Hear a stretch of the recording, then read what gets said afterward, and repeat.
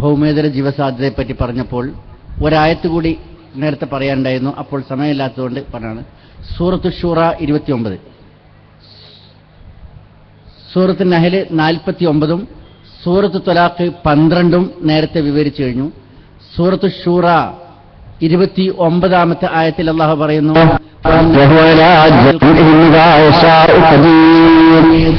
അല്ലാഹുവിന്റെ ദൃഷ്ടാന്തങ്ങളിൽപ്പെട്ടതാണ് ഭൂമിയും ഉപരിമണ്ഡലങ്ങളെയും സൃഷ്ടിച്ചത്. അവ രണ്ടിലും ജീവജാലങ്ങളെ നിലനിർത്തി. കുതിറിയത് അവ രണ്ടിലും ജീവജാലങ്ങളെ വ്യാപിപ്പിച്ചതും അല്ലാഹുവിന്റെ ദൃഷ്ടാന്തമാണ്. ഭൂമിയിൽ മാത്രമേ ജീവജാലങ്ങളും എന്ന് പറഞ്ഞാൽ മതിയായിരുന്നു. ഇവിടെ അല്ലാഹു പ്രയോഗിച്ചത് അവ രണ്ടിലും എന്നാണ്. ഏറ്റവും ചുരുങ്ങിയത് ഭൂമിയല്ലാത്ത ഏതെങ്കിലും ഒരു ആകാശഗോളത്തിലെങ്കിലും ജീവജാലങ്ങൾ ഉണ്ടായിരിക്കണം. അതുകൊണ്ടാണ് ഇനി അവർ നമ്മളെ കണ്ടുമുട്ടാൻ, അഥവാ അവർ ഭൂമിയിലേക്ക് വരാൻ സാധ്യതയുണ്ട്, അതോ നമ്മൾ അവരെ ആ ഗോളങ്ങളിലേക്ക് എത്താൻ സാധ്യതയുണ്ടോ? ഇതൊന്നും ആധുനിക ശാസ്ത്രത്തിന് മറുപടി ഒരു ഇഞ്ച് പോലും പറയാൻ കഴിഞ്ഞിട്ടില്ല. അതൊക്കെ നിഗമനങ്ങളാണ്, ഉണ്ടെന്ന് തന്നെ കണ്ടെത്തിയിട്ടില്ലല്ലോ എന്നാണ്. എന്നാൽ ഈ ആയത്ത് തുടർന്ന് അവർ തമ്മിൽ ഒരുമിച്ച് കൂട്ടാൻ, ഭൂമിയിലും ഉപരിലോകത്തുമുള്ള ജീവജാലങ്ങളെ തമ്മിൽ ഒരുമിച്ച് കൂട്ടാൻ അവൻ ഉദ്ദേശിച്ചാൽ കഴിവുള്ളവനാണ്. അപ്പോൾ ഒന്നുകിൽ നീൽ ആംസ്ട്രോങ് ഭൂമിയിൽ നിന്ന് ചന്ദ്രനിലേക്ക് പോയി മനുഷ്യപ്രതീതി അവിടെ പോയതുപോലെ, അതുപോലെ തന്നെ മറ്റ് 6 പ്രാവശ്യം മനുഷ്യൻ ചന്ദ്രനിൽ ഇറങ്ങിയിട്ടുണ്ട്. അവിടെ ജീവജാലങ്ങളില്ല. 12 ആളുകൾ ചന്ദ്രനിൽ ഇറങ്ങിയിട്ടുണ്ട്. അത് 4 പേർ മരിച്ചുപോയി, ബാക്കി 8 പേർ ഇപ്പോഴും ഭൂമിയിൽ ജീവിച്ചിരിപ്പുണ്ട്. അങ്ങനെ പോയിട്ടാണോ? അതല്ല, അവരുടെ പ്രകൃതികൾ ഭൂമിയിൽ വന്നിട്ടാണോ? ഏതെങ്കിലും ഒരു രൂപത്തിൽ അള്ളാഹുവിനതിന് സാധിക്കും. അള്ള ഉദ്ദേശിക്കുകയാണെങ്കിൽ അവരെ തമ്മിൽ ഒരുമിച്ച് കൂട്ടാൻ കഴിയും. പരലോകത്തിലെ മത്സരയിൽ ഒരുമിച്ച് കൂട്ടാൻ ഏതായാലുണ്ടാവും. അതല്ല ഇവിടെ ഉദ്ദേശിക്കുന്നതിന് സൂചന. കാരണം പരലോകത്തെ പറ്റി പറയുമ്പോൾ ഖുർആൻ സാധാരണ പ്രയോഗിക്കാറുള്ളത്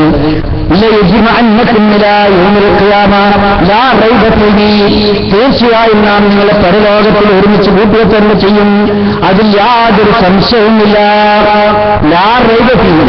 സംശയമില്ല, ഒരുമിച്ച് കൂട്ടുക തന്നെ ചെയ്യുന്നു. ഇവിടെ പറഞ്ഞു ഉദ്ദേശിക്കുകയാണെങ്കിൽ ഒരുമിച്ച് കൂട്ടും. ഖുർആൻ ഇറങ്ങിയ കാലഘട്ടം വരെ ഒരുമിച്ച് കൂട്ടിയിട്ടില്ല, ഇനി ഒരുമിച്ച് കൂട്ടിയേക്കാമോ? അപ്പോൾ ജിന്നുകളും അല്ല ഉദ്ദേശിക്കുന്നത് മനസ്സിലാക്കാം. കാരണം ജിന്നുകളും മനുഷ്യരും ഇവിടെ ഈ ഭൂമിയിൽ ആദ്യം തന്നെ സൃഷ്ടിക്കപ്പെട്ടിട്ടുണ്ട്. മനുഷ്യന്റെ ഇടയിലൂടെ അവ ജീവിക്കുന്നുമുണ്ട്. അപ്പൊ അതല്ല ഒരുമിച്ചൂടെ യഥായശാവും അവൻ ഉദ്ദേശിക്കുകയാണെങ്കിൽ അത് ഭാവിയിലേക്ക് വിരൽ ചൂണ്ടിക്കൊണ്ട് ഭൂമിയല്ലാത്ത അല്ല ഭൂമിയിൽ ജിന്നുകളല്ലാത്ത മറ്റേതോ ഭൂമിയല്ലാത്ത ലോകത്തിൽ ജീവിച്ചിരിക്കുന്ന ഏതെങ്കിലും ജീവജാലങ്ങളിൽ നിന്ന് തന്നെ അതിൽ നിന്ന് പിന്നെയും ഖുർആൻ സൂചന നൽകുന്നു. ഇതൊക്കെ ഖുർആന്റെ അമാനുഷികതയിൽ വളരെ വിലമതിക്കപ്പെടേണ്ട വളരെ ഉന്നതമായ കാര്യങ്ങളാണ്. അതുപോലെ തന്നെ ചരിത്രത്തിന്റെ കാര്യത്തിലേക്ക് എടുത്തു പറയുകയാണെങ്കിൽ ഭൂമിയിലൂടെ സഞ്ചരിച്ചു നോക്കിയാൽ ഖുർആനിൽ പറഞ്ഞ നിരവധി ചരിത്ര സംഭവങ്ങൾ ലോകത്തിന്റെ നാനാഭാഗങ്ങളിലും ചെന്നാൽ കാണാൻ കഴിയും. ഖുർആൻ ഐതിഹ്യമല്ല, കേട്ടുകേൾവിയല്ല, പുരാണങ്ങളല്ല, യാഥാർത്ഥമായി പച്ച വെളിച്ചത്തിൽ, ചരിത്രത്തിന്റെ വെളിച്ചത്തിൽ ഭൂമിയിൽ ജീവിച്ച സംഭവങ്ങളാണ് എന്ന് കാണാൻ കഴിയും. ഉദാഹരണമായി ഈസാ നബിയുടെയും മുഹമ്മദ് നബിയുടെയും ഇടയ്ക്ക് ജീവിച്ചിരുന്ന ട്രാജൻ എന്ന ഒരു ചക്രവർത്തി ഉണ്ടായിരുന്നു. അദ്ദേഹം റോമ സാമ്രാജ്യം ഭരിച്ചുകൊണ്ടിരിക്കുന്ന കാലഘട്ടത്തിൽ ഏകദൈവ വിശ്വാസികളായ ഒരാളെയും തന്റെ സാമ്രാജ്യത്തിൽ ജീവിക്കാൻ അനുവദിക്കില്ല. റോമൻ സംസ്കാരം അനുസരിച്ചുള്ള ബിംബാരാധന ചെയ്തില്ലെങ്കിൽ കൊന്നുകളയും എന്ന് പറഞ്ഞുകൊണ്ട് അദ്ദേഹം പ്രഖ്യാപിച്ചു. അതിനാൽ നാട്ടിൽ നിന്ന് നിൽക്കാനിടന്ന് നിവൃത്തിയില്ലാതെ ഏതൊരു വിശ്വാസം സംരക്ഷിക്കണമെങ്കിൽ നാട് വിട്ടു പോകേണ്ടി വരും എന്ന് മനസ്സിലാക്കിയ 6 യുവാക്കൾ ആ നാട്ടിൽ നിന്ന് വിട്ടുപോവുകയായിരുന്നു. തുർക്കിയിലെ എഫെസോസ് നഗരത്തിൽ നിന്നാണ് എന്നാണ് പറയുന്നത് ചരിത്രകാരന്മാർ. വിട്ടുപോവുകയായിരുന്നു. പോകുമ്പോൾ അവർ മലഞ്ചെരിയിൽ വെച്ച് ഒരു ആട്ടിടയനെ കണ്ടു. അദ്ദേഹം അന്വേഷിച്ചു. അദ്ദേഹം പറഞ്ഞു, ഞാനും ഒരു വിശ്വാസിയാണ്, ഞാൻ നിങ്ങളുടെ കൂടെ വരുന്നു. അന്നും ഇന്നും അക്ഷരത്തിൽ 100കണക്കിന് 200കണക്കിന് ആടുകളെ നയിക്കുന്ന ആൾക്കാരുണ്ട്. അവർക്ക് ആടുകൾക്ക് കാവൽനായ ഇപ്പോഴുമുണ്ട്, ആറുണ്ട്. അതേപോലെ 7ാമത്തെ ആള് അദ്ദേഹത്തിന് കാവൽനായ ഉണ്ടായിരുന്നു. അദ്ദേഹം വന്നപ്പോൾ അദ്ദേഹത്തിന്റെ കൂടെ കാവൽനായും വന്നു. അപ്പോൾ 7 പേരും ഒരു നായുമായി. അവർ വളരെ വൈകുന്നേരം തണുപ്പായപ്പോൾ മാത്രമല്ല ശത്രുക്കളിൽ നിന്ന് രക്ഷ നേടാൻ രാജൻ ചക്രവർത്തിയുടെ ആളുകളിൽ നിന്ന് രക്ഷ നേടാൻ ഒരു ഗുഹയിൽ അഭയം പ്രാപിച്ചു.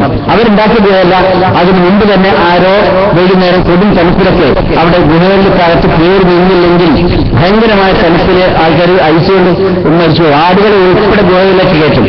അങ്ങനെയാണ് സാവുദരാഗത്തിന് അടുത്തുള്ള സമ്രാൻ ഗുഹകളൊക്കെ പ്രസിദ്ധമായ ഗുഹകൾ. ഇതൊക്കെ ഈ രൂപത്തിൽ ആടുകളെ മറ്റൊക്കെ സംരക്ഷിക്കാൻ ഉണ്ടാക്കിയ അവർ കയറി. അള്ളാഹു അവരെ ഉറക്കി. 7 പേരെയും അവരെ കൂടെ നായയും അള്ളാഹു ഉറക്കി. ആ ഉറക്കം ഇംഗ്ലീഷ് വർഷപ്രകാരം 300 കൊല്ലം തുടർന്നു. 60 വർഷം കൂട്ടാണെങ്കിൽ 309 കൊല്ലം. ഈ കൃത്യമാണ്. ഇംഗ്ലീഷ് വർഷത്തിൽ ദിവസങ്ങൾ കൂടുതലും 60 വർഷത്തിൽ ദിവസങ്ങൾ കുറവാണ്. 300 ഇംഗ്ലീഷ് വർഷത്തിൽ എത്ര ദിവസങ്ങൾ? ഇന്ത്യ 365 കൊണ്ട് ഗുണിച്ചിട്ട് അതിനെ 60 കൊല്ലം, അതിൽ നിന്ന് ഇതിനനുസരിച്ചുള്ള ദിവസങ്ങൾ അതുകൊണ്ട് ഹരിച്ചാൽ കാണാൻ 309 കുറച്ച് ദശാംശം കിട്ടും. അതിൽ അള്ളാഹു 9 കൂട്ടി പറയുന്നത് എന്നാണ് അറബി കൊല്ലപ്രകാരമാണ്. അവര് അങ്ങനെ മയങ്ങിക്കിടന്നു. 300 കൊല്ലം സാധാരണ ആളുകൾ മരിക്കാതെ അങ്ങനെ ഉറങ്ങിക്കിടക്കുക എന്നുള്ളത് അസാധ്യമാണ് സാധാരണ രീതിയിൽ പ്രകൃതി. പക്ഷെ അള്ളാഹുവിന് ഏത് പ്രകൃതി നിയമത്തെയും ലംഘിക്കാൻ കഴിയും. അള്ളാഹു അവരെ ഉറക്കി. 300 കൊല്ലം അവർക്ക് ഭക്ഷണം വേണ്ടി വന്നില്ല. ബാഹ്യലോകത്തുള്ള സംഭവങ്ങൾ അവരറിഞ്ഞില്ല. അതിനുശേഷം അള്ളാഹു അവരെ ഉണർത്തി. അവരുണർന്നു. പടച്ചവൻ ഉണർത്തിയപ്പോൾ അവർ ഉണർന്നു. അപ്പോൾ അവർ വിചാരം ഇന്നോ ഇന്നലെയോ ഗുഹയിലേക്ക് കയറിയിട്ടുള്ളൂ എന്നാണ്. അപ്പോൾ അതിലൊരാൾക്ക് വിശപ്പുണ്ടായപ്പോൾ അതിലൊരാളെ സാധനം വാങ്ങാൻ വേണ്ടി അങ്ങാടിയിലേക്ക് കിട്ടും. സാധനം വാങ്ങാൻ വേണ്ടി അങ്ങാടിയിലെത്തിയപ്പോൾ അവർ ചോദിച്ചു, എന്ന് കിട്ടി എനിക്ക് പൈസ?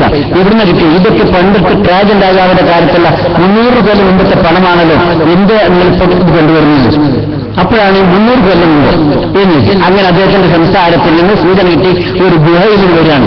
അല്ലെങ്കിൽ തന്നെ ഒരു ഗുഹയിലേക്ക് കയറിയുന്ന പരിശുദ്ധരായ കുറെ ആളുകൾ വിശ്വാസികളുണ്ട് എന്നൊരു വിവരം അവർക്കിടയിൽ പ്രചരിച്ചിരുന്നു. ഇതവർ കണ്ടറിഞ്ഞതോടുകൂടി രാജാവിന് ഉയർന്നിട്ട് തിയോഡോഷ്യസ് രണ്ടാമൻ എന്നാണ് അന്ന് ജീവിച്ചിരുന്ന വിശ്വാസിയായ രാജാവിന്റെ പേര്. അദ്ദേഹം പരലോകത്ത് മനുഷ്യ ഉയർത്തെഴുന്നേൽക്കുന്നതിനുള്ള എന്തെങ്കിലും ഒരു തെളിവ്, ഉയർത്തെഴുന്നേൽക്കുന്ന എന്ന കാര്യത്തെക്കുറിച്ചുള്ള ഒരു തെളിവ് എന്റെ ഭരണകാലഘട്ടത്തിൽ കാണിക്കണേ എന്ന് ആ പുതിയ റോമൻ രാജാവ്, ഏത് വിശ്വാസിയ രാജാവ് പടച്ചവനോട് പ്രാർത്ഥിക്കാറുണ്ടായിരുന്നു. ആ സംഭവം നടന്നു. അങ്ങനെ അവർ വീണ്ടും രാജാവും പരിവാരങ്ങളും ജനങ്ങളും ഗുഹയിലേക്ക് വന്നു. ഈ 7 പേരെ അവർ ആദരിച്ചു. അതിനുശേഷം വീണ്ടും അവർ ഗുഹയിലേക്ക് കയറിയെന്നു. ആ ഗുഹാമുഖം മണ്ണ് വീണ് അടഞ്ഞു. അതിനുശേഷം പിന്നീട് കാലങ്ങൾ എത്രയോ കഴിഞ്ഞുപോയി. 1900 പണ്ടിങ്ങനെ അടഞ്ഞപ്പോൾ തന്നെ അന്നത്തെ കാലഘട്ടത്തിൽ ആൾക്കാർ അവരെ 6 ഗുഹകളിൽ 6 ഖബറുകൾ വെട്ടിയുണ്ടാക്കിയിട്ട് 6 ഖബറിൽ അവരെ വെച്ചു. ആ ഗുഹാമുഖം പിന്നെ പറ്റ അടഞ്ഞുപോയി.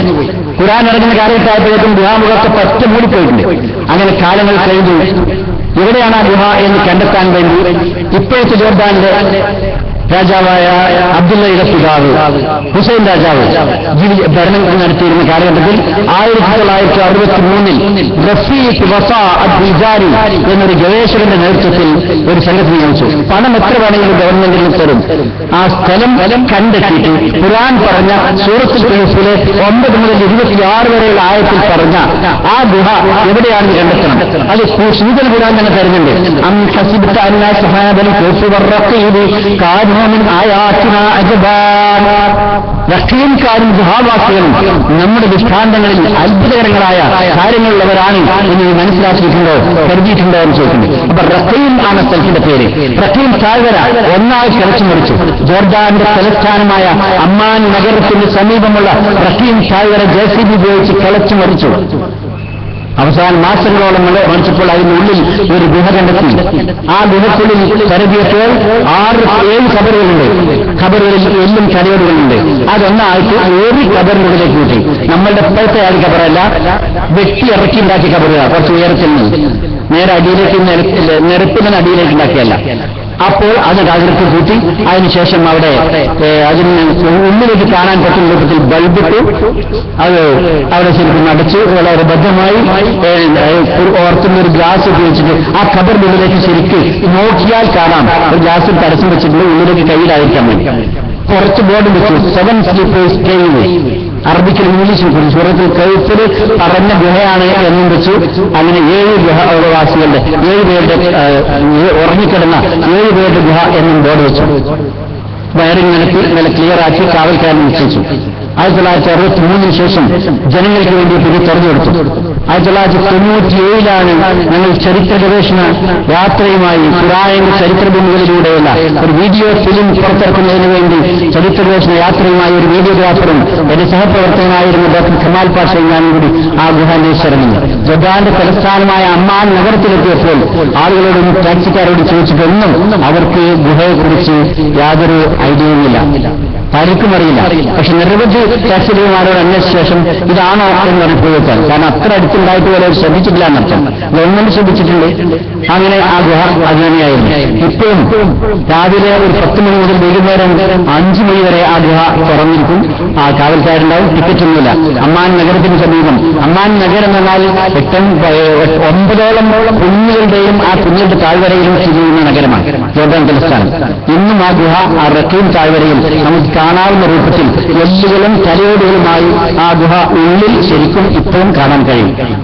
അത് വീഡിയോയിൽ പകർത്തുന്നു. നമ്മുടെ എക്സിബിഷനിലെ സെക്ഷനിൽ ആ അതിന്റെ ശരിക്കും ചിത്രസഹിതം അതിന്റെ ഫോട്ടോ സഹിതം ഇവിടെ കാണിക്കുന്നുണ്ട്. മരിച്ചവരെ ജീവിപ്പിക്കാൻ അള്ളാഹുവിന് ഒരു പ്രയാസവുമില്ല. 300 കൊല്ലം ഉറക്കിക്കെടുത്തിട്ട് ആളുകൾ എഴുന്നേൽപ്പിക്കാൻ സാധിച്ച അള്ളാഹുവിന് മരിച്ചവരെ ജീവിപ്പിക്കാൻ ഒരു പ്രയാസവുമില്ല എന്ന് ലോകത്തിന്റെ മുമ്പിൽ അള്ളാഹു കാണിക്കുകയാണ്. ഇതെങ്ങാനും ഇന്നത്തെ കാലഘട്ടത്തിൽ ആണെന്നുണ്ടെങ്കിൽ ഹദീസുകളെ കുറിച്ച് ബുദ്ധിക്ക് യോജിക്കാത്ത ഹദീസാണെങ്കിൽ അതൊക്കെ ഉണ്ടാവും. എന്ത് ബുഖാരി, എന്ത് മുസ്ലിം, തോട്ടിലെറിയണം എന്ന് പറയുന്ന ആൾക്കാർ ഇത്തരം സംഭവങ്ങൾ ഇത് ഹദീസിലായിരുന്നെങ്കിൽ തോട്ടിലേറിപ്പെടുമായിരുന്നു. പക്ഷെ ഖുർആൻ തന്നെ ഹദീസിലാണെങ്കിലും വിശ്വസിക്കാൻ തോട്ടിലെറിയാൻ പാടില്ല. സഹീഹ് ഹദീസിലാണെങ്കിൽ വിശ്വസിക്കുന്നത് വേണം. എന്നാൽ ഖുർആനിൽ തന്നെ നമ്മൾ വെള്ളിയാഴ്ച ഓടുന്നത് പുണ്യകരമാക്കിയ ആ ഖുർആനിൽ തന്നെ ഈ കാര്യം വ്യക്തമായി വിവരിക്കുകയാണ്. എത്ര അൽ-കഹ്ഫ് 9 മുതൽ 26 വരെയുള്ള ആയത്തുകൾ. ഇത് ഖുർആനിന്റെ അമാനുഷികൾക്ക് ചരിത്രം നൽകുന്ന സാക്ഷ്യത്തിൽ വളരെയേറെയാണ്. ഇപ്പൊ ഇഷ്ടംപോലെ ആളുകൾ അതിനകത്ത് കയറിയതുകൊണ്ട് അമ്മാൻ നഗരത്തിൽ ഏത് ടാക്സികളും ചോദിച്ചാൽ അറിയാം, അതിന് ഒരു പ്രയാസമില്ലാതെ എത്തിച്ചേരാൻ കഴിയും. അമ്മാൻ നഗരം അതിന് അടുത്തെത്തിയിട്ടുണ്ട്. അന്ന് തന്നെ ആ നഗരത്തിന്റെ ഭാഗങ്ങൾ ഉണ്ടായതുകൊണ്ടാണ് സാധനങ്ങൾ വാങ്ങാൻ വേണ്ടി കണ്ണങ്ങാടിയിലേക്ക് പോകുന്നത്. ഇത് ഒരു സംഭവമാണ്. ഇതേപോലെ ചരിത്രവുമായി ബന്ധപ്പെട്ട് അനുഷ്ഠേയമായ ഒരു സംഭവമാണ്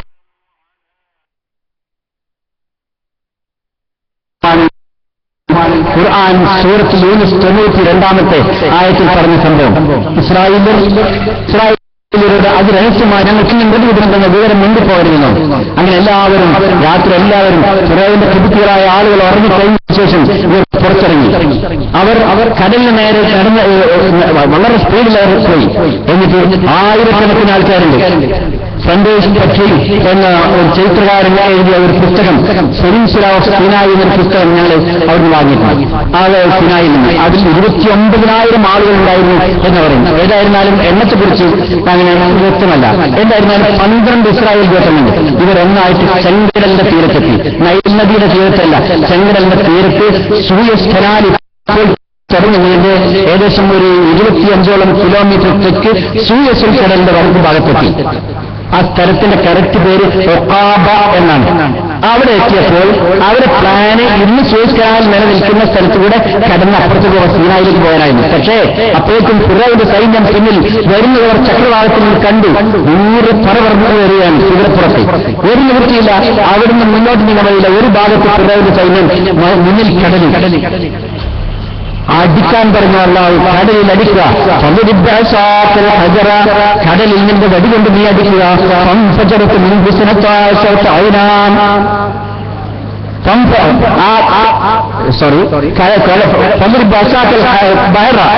ഹജറന്നല്ല, മറ്റു വേറെ സംഭവമാണ്. ഫജർബാസാക്കൽ ബഹറ, നീ കടലിൽ അടിക്കുവാണ്. അപ്പോൾ കടലിൽ ഉണങ്ങിയ ഒരു വഴി സൃഷ്ടിക്കപ്പെട്ടു. ഏകദേശം 2 കിലോമീറ്റർ ഉണ്ടാകാൻ ദൂരം.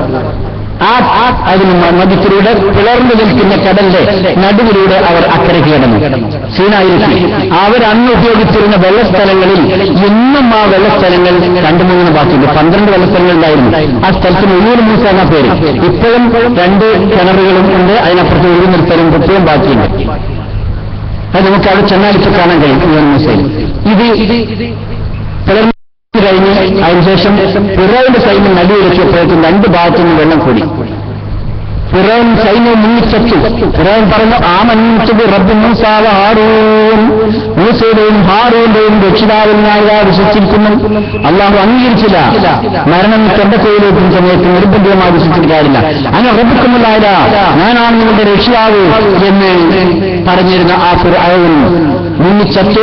ആ ചത്ത ശരീരത്തെക്കുറിച്ച് അള്ളാഹു അന്ന് പറഞ്ഞത് ഖുർആൻ പിന്നീട് എടുത്തു പറഞ്ഞു വരികയാണ്. സൂറത്ത് യൂനുസ് 92-ാമത്തെ ആയത്ത്.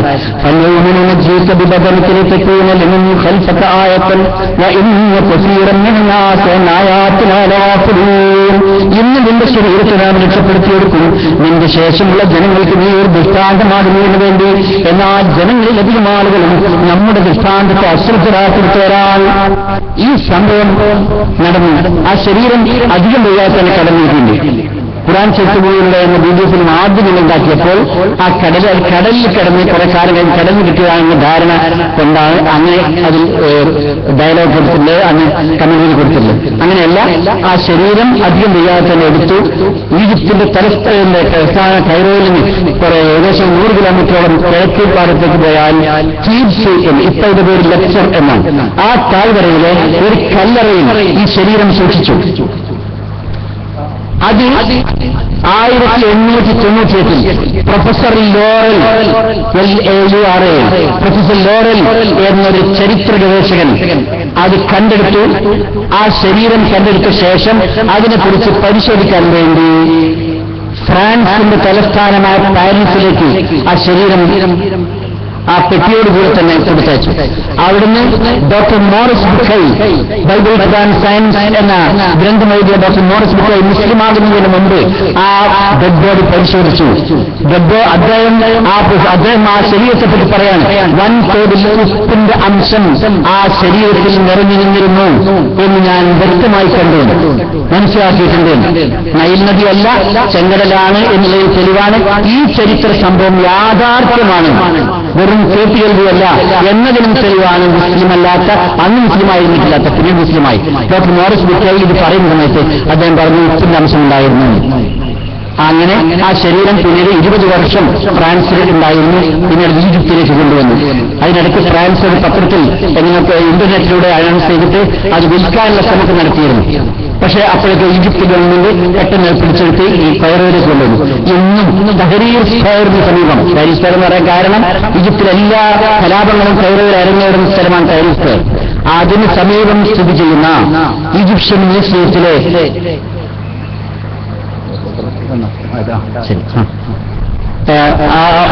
മ്യൂസിയത്തിലെ റോയൽ മമ്മി ഹാളിൽ ആ ശരീരം ഇപ്പോൾ സൂക്ഷിച്ചിട്ടുണ്ട്. ഖുർആൻ പറഞ്ഞ ആ സംഭവത്തിന്റെ സാക്ഷിയായി. ഇത് ഖുർആൻ സത്യമാണെന്നുള്ളതിന് ഒരു ചരിത്ര സംഭവമാണ്. ഞാൻ നീട്ടുന്നില്ല. നമ്മുടെ പ്രഭാഷണം നടത്താനുള്ള ഐസം സ്റ്റേറ്റ് പ്രസിഡന്റ് അഷ്റഫ് വന്നിട്ടുണ്ട്. അദ്ദേഹത്തിന് വേണ്ടി വേദി ഒഴുകുന്നു. അസ്സലാമു അലൈക്കും.